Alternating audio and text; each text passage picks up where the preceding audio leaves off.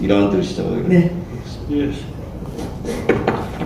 예, 시간이 많이 흘러서 저는 두 가지만 짧게 여쭤보겠습니다. 뭐 민감한 문제인데 워낙 이슈가 되는 사안이라 여쭤보지 않을 수가 없는데, 만약에 경기지사에 당선되신다면 대장동, 백현동 문제라던가 그리고 이재명 전 지사의 부인 김혜경 씨 법인카드 문제 같은 것들을 어떻게 다룰 계획이신지 좀 말씀해 주시죠. 사법당국의 수사와는 별도로 또 경기도 차원에서도 조사할 게 있을 것 같은데요.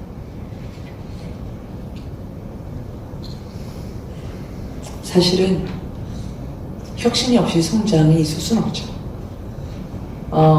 제가 이 문제를 경기도에 가서도 행정감사 등 의사결정 과정에서의 부당한 또는 공직자분들에 대한 잘못된 지휘체계가 작동이 됐다면 들여다는 봐야 될 것 같습니다. 감사 혹은 특별감사가 있을 수 있겠죠. 그것은 경기도민들에게 가야 할 권리가 박탈당했기 때문입니다. 대장동은 너무 많은 분들이 아시지만 요약해서 말하자면 3억 5천 넣어서 8천억 원을 권력층과 두터운 친분의 패밀리가 가져갔다면 저는 그거는 경기도민 것을 가져갔기 때문에 부당이득은 경기도민에게 환수가 돼야 됩니다. 그리고 물론 성남FC 그리고 백현동, 대장동 그리고 법인카드 유용 의혹까지 수사가 진행 중에 있습니다만, 지난 정부 때는 검찰이 풀처럼 누웠죠.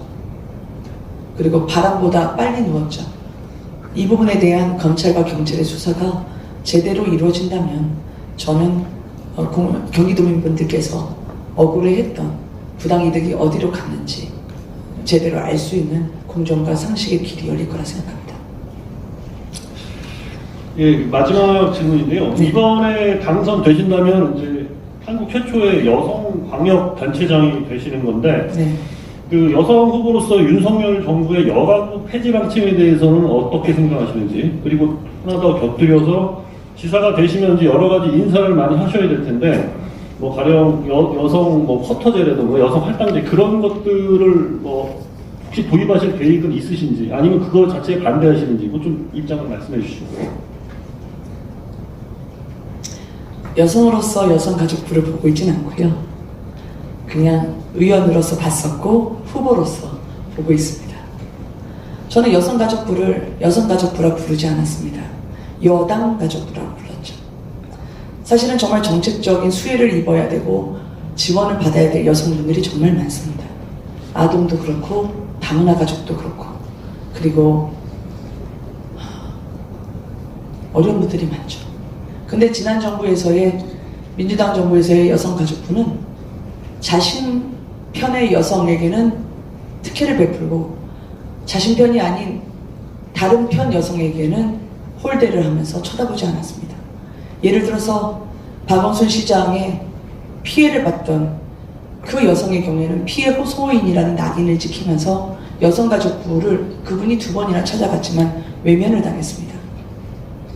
윤미향 의원의 위안부 할머니 그 지원 사업 또한 여성가족부에서는 윤미향 의원에 대해서는 나름대로 조력을 보태면서 위안부 피해 할머니는 오히려 낙인이 찍힌 채로 고통을 당하셔야 했죠.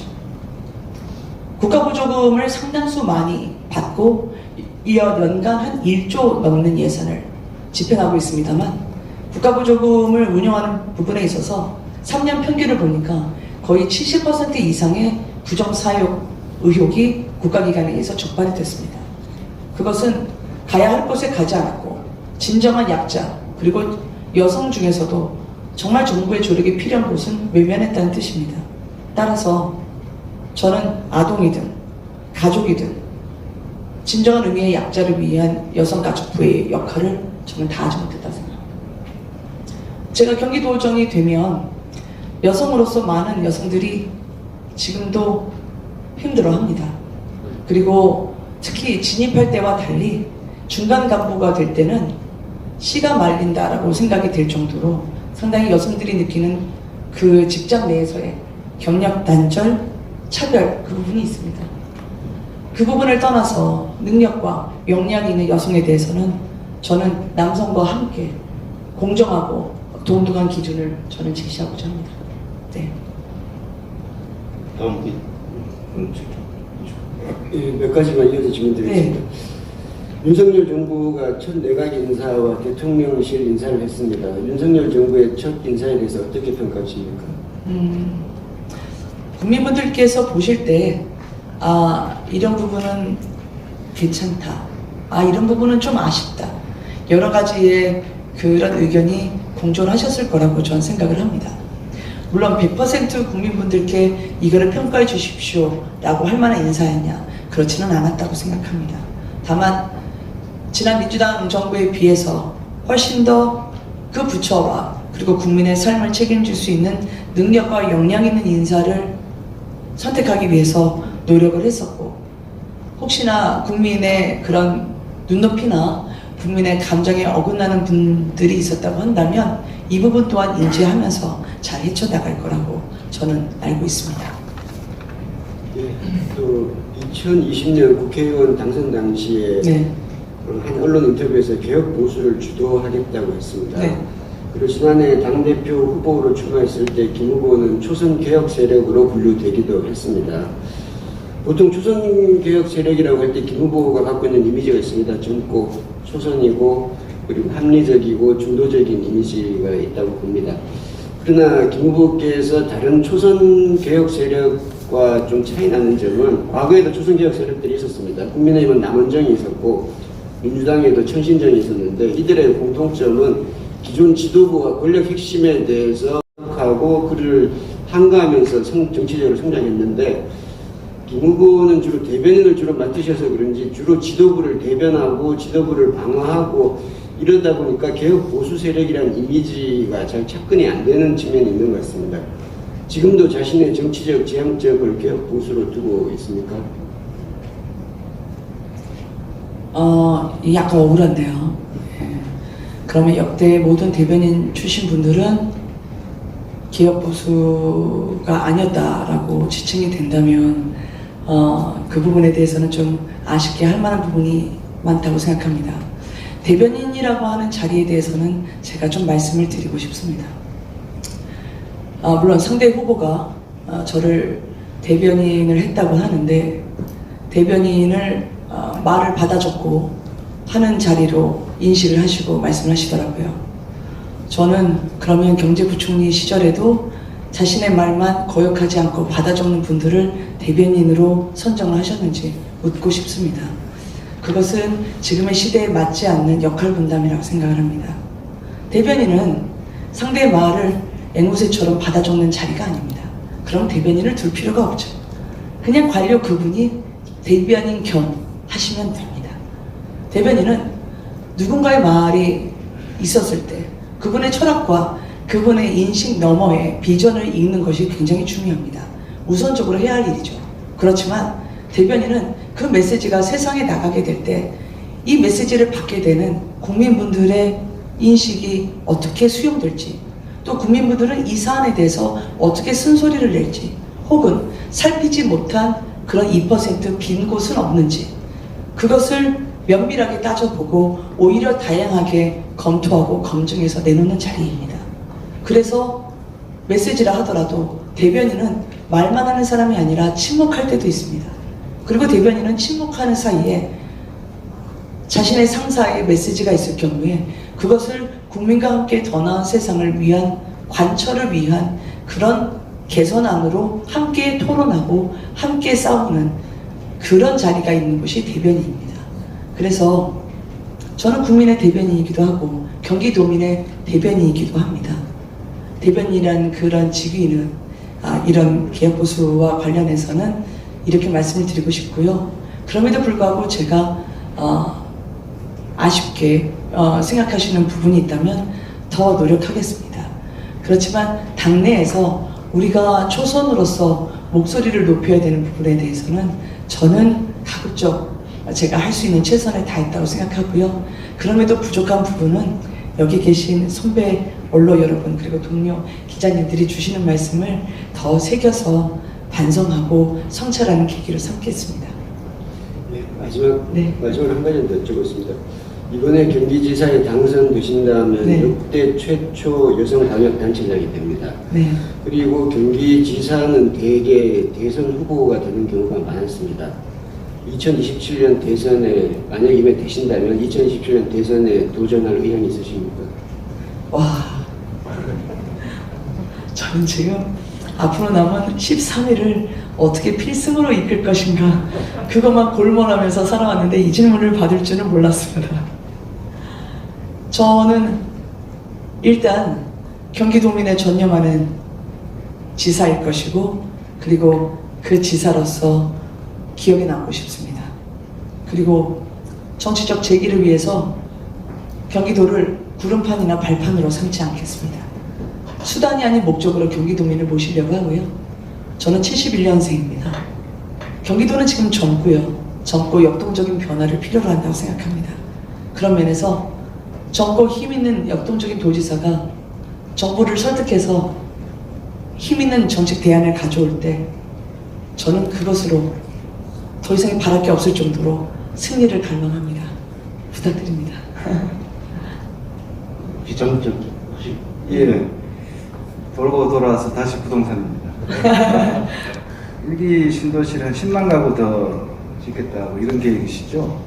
10만 가구 추가 공급하겠다. 네, 10만 가구는 이제 그 윤석열 대통령 새 정부의 공약이고요. 네. 저는 이제 일기 신도시에서는 제가 이제 원가주택까지 네. 3만 호를 이야기했고, 네. 전체 청년과 그리고 그 주택을 보유하시지 못한 분들, 신혼부부까지 포함해서 25만 호 정도의 원가주택 그리고 임대주택을 짓겠다라고 말씀드린 바 있습니다. 그리고 이제 일산 분당 이런데 결국 이제 용적률인데요. 네. 용적률 얼마까지 허용해주냐. 현재 분당이 184%, 일산이 169% 이렇습니다. 근데 이게 이제 사업 전문가들 한 400%까지 가야지 사업성이 나온다 이런 이야기도 나오고, 그리고 이 용적률을 무한 확대하면 승용가 아파트가 되고 도로 교통 인프라 상수도 시설이 안 되는데 이렇게 무작정 늘릴 수가 있겠느냐. 그래서 당초 10만 가구 추가 공급 계획은 좀 현실성이 떨어지느냐 않느냐 이런 지적도 있습니다. 어떻게 보십니까? 재건축으로 인한 10만 호를 말씀하시는 거군요. 예, 그리고 결국 이 알겠습니다. 분당 같은 경우에는 용적률이 현재 180%인데 이걸 몇 프로? 184요. 네, 184인데요. 몇 프로까지 생각하고 있습니다. 법적으로 주거지역 같은 경우에는 지금 조례 등을 통해서 300%까지 가능할 수 있도록 하고 있습니다. 다만 법적으로 정해진 한도 내에서 제한을 가하는 것이 각 시장들의 입장입니다. 그래서 저는 주거지역 같은 경우에는 300% 법정 한도 내에서 가능하도록 하되, 저희가 역세권으로 얘기했던 융복합지구, 즉 주거지역과 그리고 상업지역, 문화지역, 그리고 행정구역까지 포함하는 그런 역세권의 컴팩트 시티의 경우에는 어쨌든 그곳에는 상업지역까지 있기 때문에 다양한 주거 형태 그리고 용도 형태가 나타나기 때문에 거기서는 500% 정도 돼야 어느 정도 되는 그 주민분들 그리고 거주, 정주 여건이 형성될 거라고 생각합니다. 예, 네. 지금 11시 41분입니다. 네. 예정된 시간은 이제 마무리됐는데 아직 보충지구에 남아있고, 특히 프로에 계신 선배님들 혹시 김은혜 후보에게 질문하시고 싶은 게 있으면 조금 연장해서 더 질문을 받아보도록 하겠습니다. 그럼 혹시 지금 패널 중에 추가 질문하실 분 있으면 먼저 좀 해주실까요?